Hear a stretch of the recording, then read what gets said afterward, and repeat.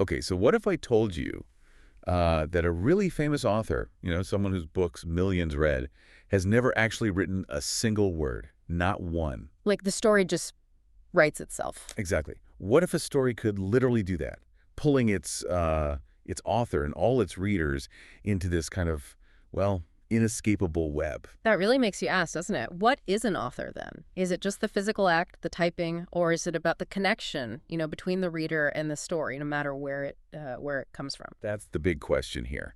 And this source we're looking at today, it takes that idea to a really terrifying place. We're doing a deep dive into this pretty startling firsthand account from Reddit, from Vrainosleep. Oh, okay. It's titled, "I'm a famous author. I've never written a word of my books."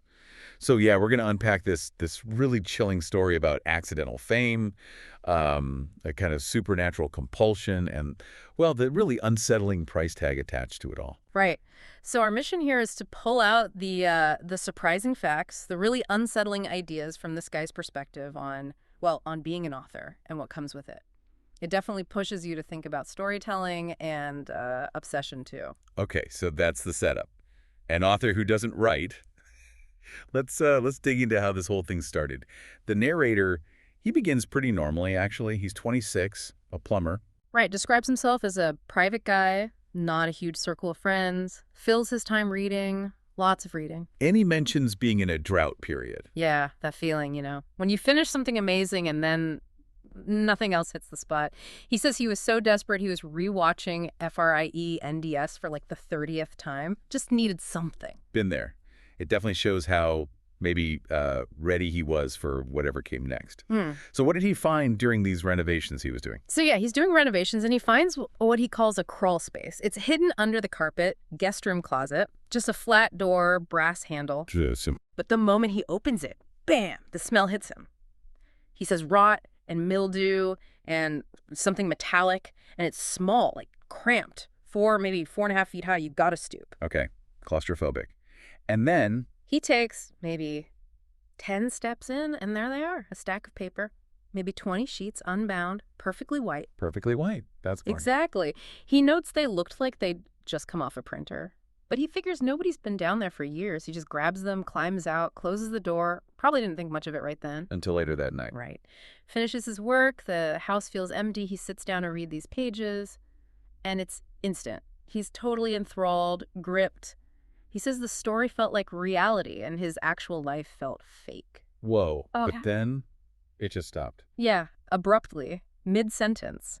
Gut punch. He rereads it over and over thinking maybe he missed a page, but no. Ugh, that's maddening. Totally. Didn't sleep that night, called in sick the next day, just paced the house, completely consumed, couldn't focus. It wasn't just a cliffhanger. It was like nothing. A void where the rest should be. So after 2 days of this, what? He goes back? Yeah, 2 days of being driven kind of crazy by it. He decides, okay, enough. He thinks, I'll bury it. But he doesn't mean dig a hole. He means just put it back. Put it back in the troll space. Exactly. Go down, leave the pages where he found them, just get rid of their hold on him. Okay, makes sense. But that's not what happened, is it? This is where it gets really weird. This is where it turns.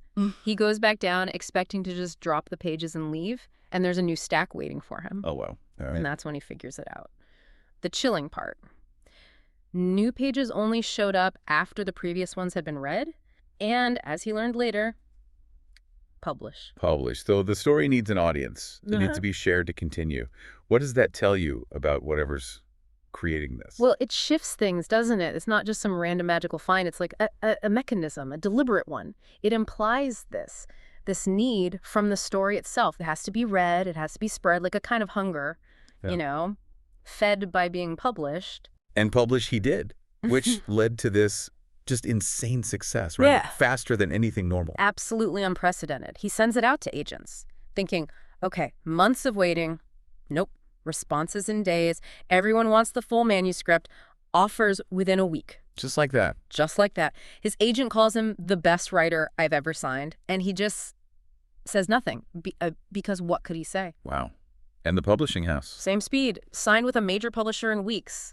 The editing, normally months, right? Took days. His editor's like, I can't imagine changing a word. You're amazing. Again, he just stays quiet, knows it's not him. And boom, bestseller. Awards. Advance paid back almost immediately. But he didn't quite buy into it at first. No, he thought it was a fluke. One book, he kept thinking, it wasn't even yours.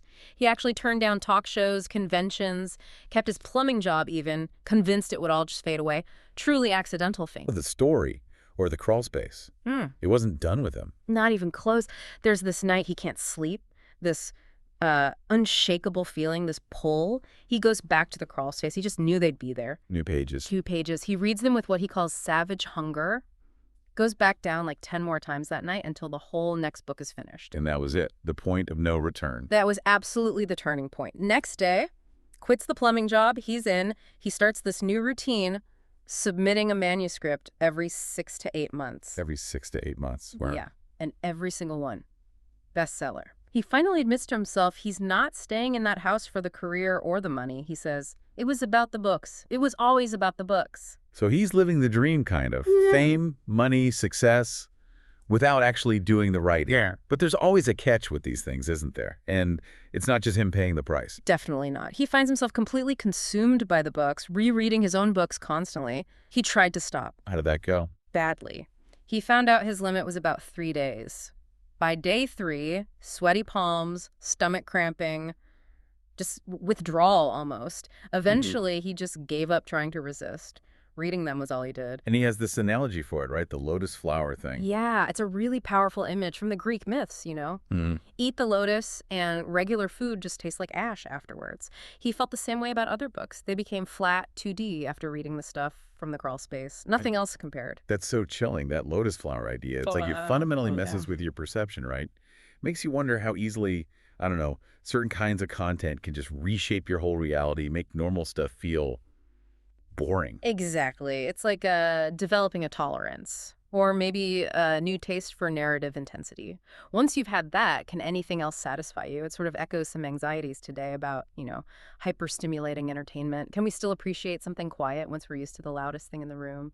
Raises questions about narrative addiction, maybe? And at first, he thought this addiction, this effect, was just his problem. Right. He comforted himself, thinking, at least it's just me. He figured, okay, I'm hooked, but I'm not hurting anyone else.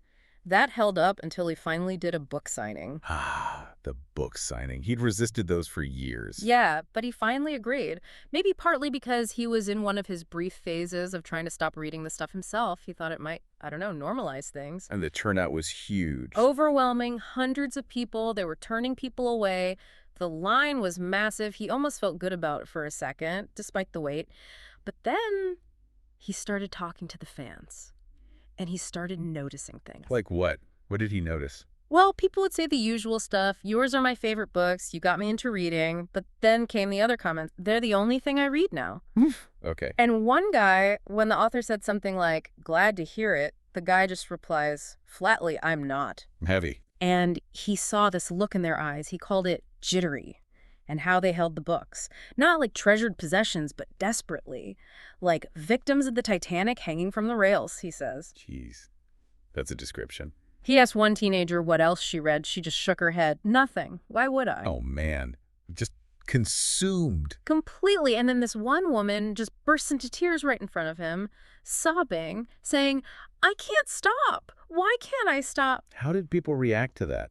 That's the really disturbing part. Almost nobody did. They just stood there. He realized then it was in all of them, that same frantic need he felt, that mix of loving it and hating it. Some people even looked angry at him, like they didn't want to be there but couldn't help it. So the addiction wasn't just his, it was spreading through the readers. Exactly. And the final proof, the really terrifying moment, was the very last person in line. A woman.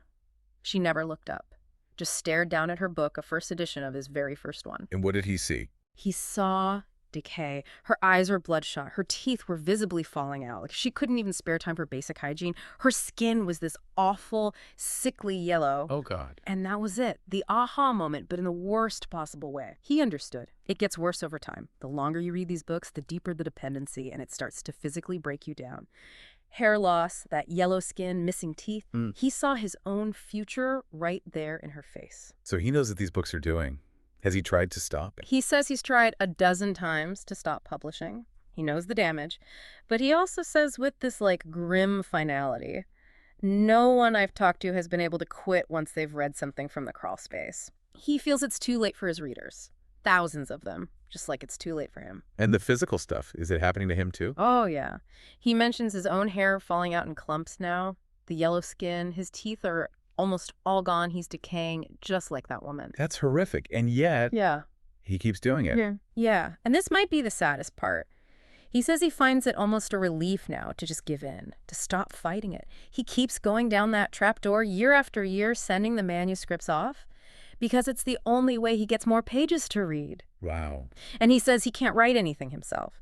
Not even these ones, he says, referring to the Reddit post itself.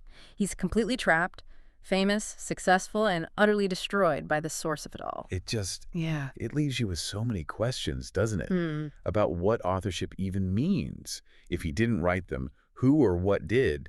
And yeah, what does it mean to be an author if you're just the delivery system? Right. Does the author have to consciously create it? Or just, I don't know, channel it? It bumps up against some really interesting, almost philosophical territory. And it even gets into legal stuff. Someone in the comments on the post brought up that technically these crawl space books wouldn't be protected by copyright because only human-produced works get copyright. Which is fascinating, right? Because it's not just a spooky story detail anymore. That Reddit comment, it connects this whole supernatural thing to very real debates we're having right now about AI. Oh, yeah. Like AI art, AI writing. Exactly. If an algorithm writes a novel or, the spooky crawl space does, who owns it? Does anyone? This story, even though it's fiction, it's kind of mirroring that struggle to define what human-produced work even means anymore. It forces a definition. So pulling back from the sheer horror of his personal story, this deep dive really highlights the incredible power of stories themselves, doesn't it? How narrative can just take over, consume you, change you, maybe even destroy you. And not just the author, but everyone who reads it. Yeah, it suggests stories aren't always just harmless entertainment. Maybe some narratives are like entities. They have their own drive, their own effects on people. It's a pretty stark reminder that what we choose to engage with, what we let into our heads, it can really become part of us, for better or, well, in this case, definitely for worse. So just to recap, we've traced this from the plumber finding those first pages, the crazy accidental fame, the really chilling addiction that takes hold of him and his readers, and then this horrifying physical decay that comes with it. It's a really unsettling picture of a story literally taking on a life of its own. And it leaves us with this thought maybe, if stories, even made-up ones like this seems to be, can potentially have such a deep, maybe even devastating impact. How mindful are we, really, about the stories we get hooked on? What are the hidden costs sometimes? Not just our time, but maybe something more. What really stands out to you listening to this from this deep dive into the darker side of storytelling? Okay, so what